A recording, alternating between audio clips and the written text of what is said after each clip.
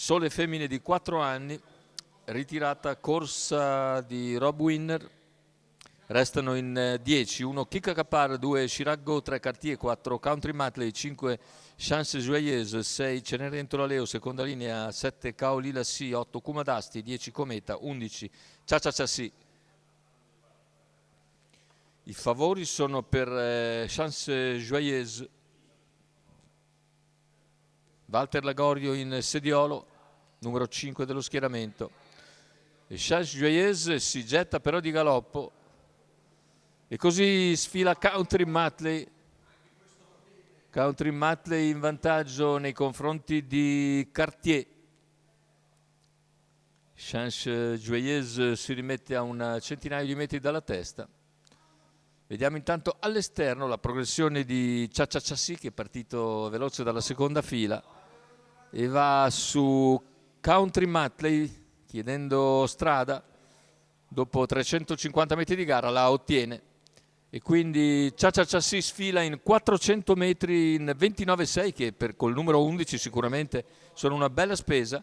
La terza posizione per Cartier, mentre al largo avanza anche Cometa. Lungo la corda invece c'è Chirac Go. Tanto 600 che se ne vanno in 44,6. Andatura piuttosto sostenuta quella imposta da Cha Cha Cha Si, che ha sempre in schiena Country Matley. In terza posizione c'è Cartier. Numero 7 Kaolila Si squalificato. Anche di Cenerentola Leo. Numero 6 Cenerentola Leo squalificato. Sono rimasti praticamente in 4 all'avanguardia con Cha Cha Cha Si che guida.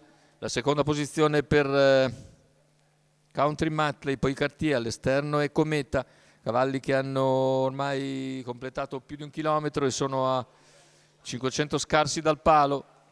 L'attacco di Cometa. Cometa va su Cha Cha Cha Si, sembra in grado di passare già all'attacco della curva conclusiva. Deve vedersela però con Cartier che è scattato al suo esterno. Cometa sta liberandosi di Cha Cha Cha Si. Cartier nella sua scia, completamento della curva, ingresso in retta d'arrivo, cerca di riprendersi anche Cha Cha Cha Si, ma è passato ormai Cometa.